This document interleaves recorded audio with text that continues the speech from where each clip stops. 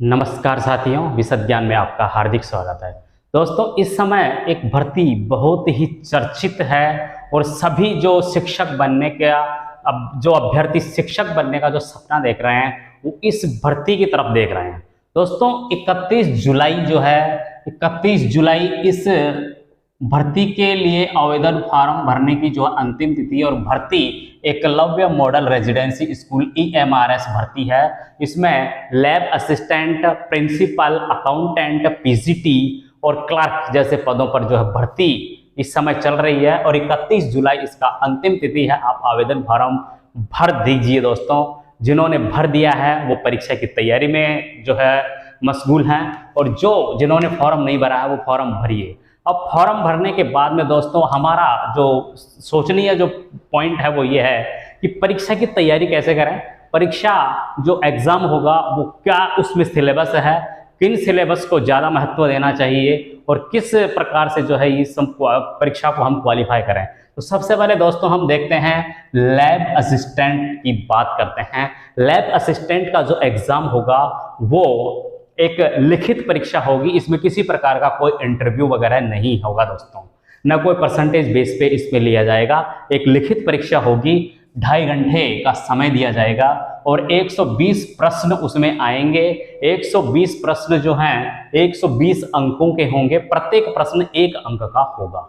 अब उन 120 प्रश्नों में जीके के 15 प्रश्न आएंगे, रीजनिंग और कुछ अंक गणितीय प्रश्न 15 प्रश्न आएंगे, इंग्लिश के 15 प्रश्न हैं, हिंदी के 15 प्रश्न हैं और सब्जेक्ट के होंगे दोस्तों 60 प्रश्न। अब सब्जेक्ट क्या आएगा? सब्जेक्ट देखिए दोस्तों, ये लैब असिस्टेंट का पद है और आप जिस लेबोरेटरी में काम करेंगे वो या तो केमिस्ट्री की होगी या फिजिक्स की होगी या जूलॉजी की होगी या बॉटनी की होगी। तो केमिस्ट्री, जूलॉजी, बॉटनी और फिजिक्स इन चारों ही विषयों से संबंधित 60 प्रश्न जो हैं इस परीक्षा प्रश्न पत्र में सम्मिलित होंगे। कुल मिलाकर 120 अंकों की इस प्रश्न पत्र में 120 प्रश्न आएंगे दोस्तों और प्रत्येक प्रश्न 1 अंक का होगा। यदि आप किसी प्रश्न को जो है गलत करते हैं, नेगेटिव मार्किंग पे हैं, तो 0.25 अंक जो है आपका ऋणात्मक अंकन के तहत काट लिया जाएगा दोस्तों।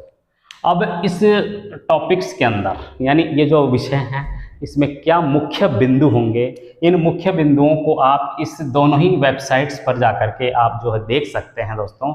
और यह सारी की सारी की जो परीक्षा है ऑनलाइन CBT यानी कंप्यूटर बेस्ड टेस्ट होगा दोस्तों। इसी प्रकार हम बात करते हैं प्रिंसिपल की बात करते हैं। तो प्रिंसिपल के लिए जो परीक्षा होगी वो 3 घंटे का समय होगा। उसमें 150 प्रश्न पूछे जाएंगे, 150 अंक का पेपर होगा। प्रत्येक सही उत्तर पर आपको 1 अंक दे होगा और नेगेटिव मार्किंग के लिए जो है 0.25 अंक दे होंगे। हिंदी के 10 प्रश्न पूछे जाएंगे, इंग्लिश के 10 प्रश्न पूछे जाएंगे, रीजनिंग और मैथ्स के यानी जो न्यूमेरिक अरिथमेटिक है उसके 10 प्रश्न होंगे। जीके और करंट अफेयर के जो है 20 प्रश्न आएंगे दोस्तों। अब ये एक प्रिंसिपल का जो है एक स्कूल के लिए, एक विद्यालय के एक प्रशासनिक पद है। तो इसके अंदर एडमिनिस्ट्रेशन एंड फाइनेंस 50 प्रश्न और एकेडमिक्स और रेजिडेंशियल एस्पेक्ट्स के 50 प्रश्न मिलाकर के आपका जो है 150 अंकों का ये पेपर होगा जिसमें 150 प्रश्न पूछे जाएंगे। इस लिखित परीक्षा, इस प्रश्न पत्र के बाद में इसमें दोस्तों प्रिंसिपल का पद के लिए 40 नंबर का जो है इंटरव्यू भी लिया जाएगा दोस्तों। तो इस प्रकार से ये प्रिंसिपल। अब बात करते हैं PGT जो पोस्ट ग्रेजुएट टीचर होता है उसकी बात करते हैं। इसमें भी जो है 3 घंटे का समय होगा दोस्तों पेपर के लिए और 150 प्रश्न, 150 अंक होंगे। प्रत्येक सही उत्तर के लिए 1 अंक दे होगा और नेगेटिव मार्किंग के लिए 0.25 अंक काट लिए जाएंगे। अब इसके परीक्षा प्रश्न पत्र में इंग्लिश के 10 प्रश्न आएंगे, हिंदी के 10 प्रश्न हैं, जीके और करंट अफेयर के 10 प्रश्न, ICT नॉलेज के 10 प्रश्न, रीजनिंग और मैथ्स के 20 प्रश्न है दोस्तों, टीचिंग एप्टीट्यूड के 10 प्रश्न हैं और सब्जेक्ट के 80 प्रश्न आएंगे।